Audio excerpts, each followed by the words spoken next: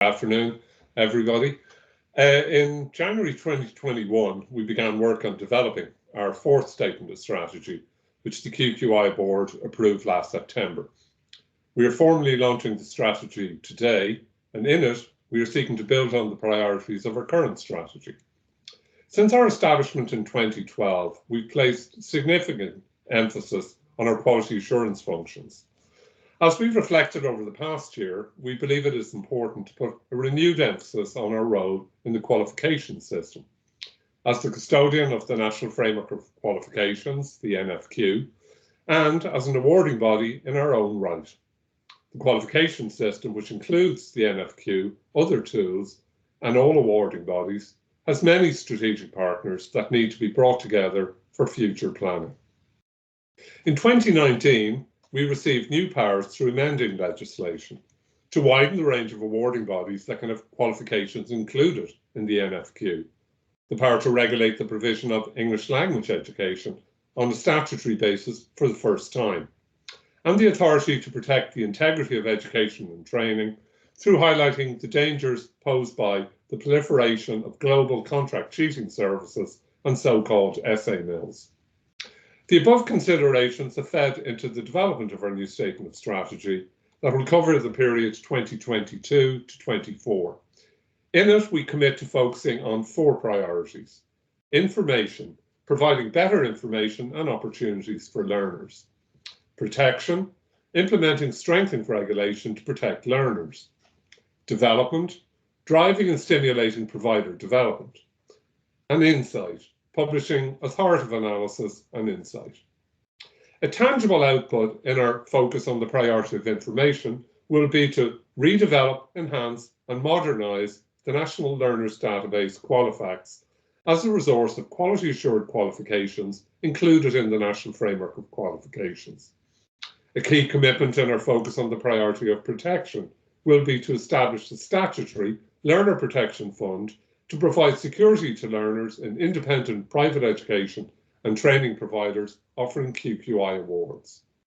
Specifically, in our focus on the priority of development, we will facilitate increased autonomy and flexibility for mature, independent providers of higher education by enabling them to pursue delegated authority to make their own awards. A tangible output in our focus on the priority of insight will occur next year, when on the occasion of the 10th anniversary of QQI's establishment, we will reflect on the achievements of the past decade with a series of publications and events over the course of the year. This will culminate in a major conference, we hope, in the Croke Park Conference Centre in person in October 2022. We hope to make this conference an annual, not to be missed event. We will not be able to achieve the challenging objectives set out in the four identified priorities without the support of two key enablers, that of partnership and excellence. If there is one thing we've learned during the past 20 months, it is the importance of strengthening strategic partnerships to effect system change. Whether this was through the efforts of all those involved in the National Tertiary Education System COVID-19 Steering Group led by the Department, or the information provided by individual further and higher education providers and by learner representative bodies that allow QQI to analyse and report on the impact of COVID-19 on teaching, learning and assessment in Irish tertiary education. We also want to use the launch of this strategy to highlight the establishment of a new body, the Irish Quality and Qualifications Forum, IQQF. We want to use the IQQF to further develop and promote a greater understanding of the qualification system and the learning pathways through it. The use of information from the labour market to inform the design of educational qualifications, greater connectivity between suppliers of qualifications and other users of qualifications, especially employers. Enhanced data collection that can help us better understand how qualifications are being used, and new ideas about how to facilitate the validation of non-formal and informal learning. Our final key enabler is excellence, or more properly, building organisational excellence. Over the past year, we've recruited new staff to enable us to deliver on our new regulatory functions. They bring with them a range of experience from public and private higher education providers, from the English language sector, from regulatory agencies, and from the private sector. We will only be able to retain these staff and our established workforce if we can provide opportunities for our people by continuing to build an agile, engaged, responsive, and motivated workforce.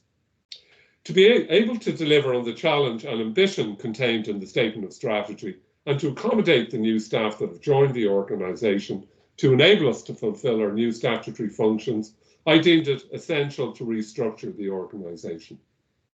Following the approval of the Statement of Strategy by the QQI board in September, a new structure came into operation last week.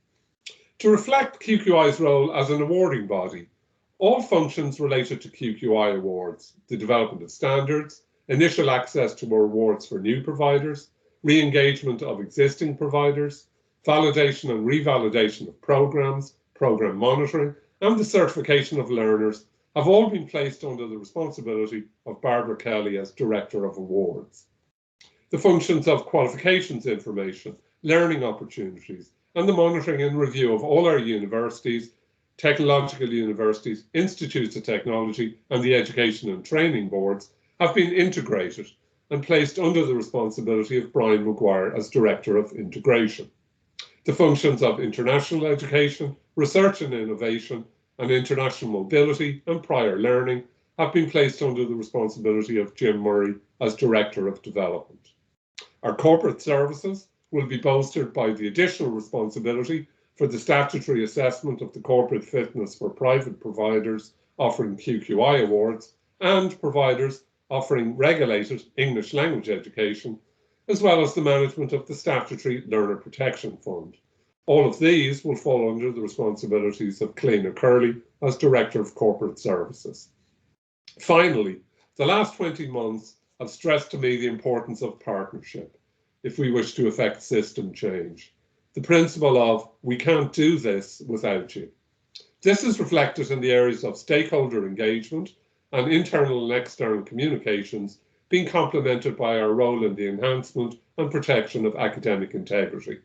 Responsibility for these functions falls to Karina Maguire, who has assumed the role of Head of Partnerships. These changes, which came into effect last week, will, I believe, enable QQI to deliver on the ambition outlined in the Statement of Strategy.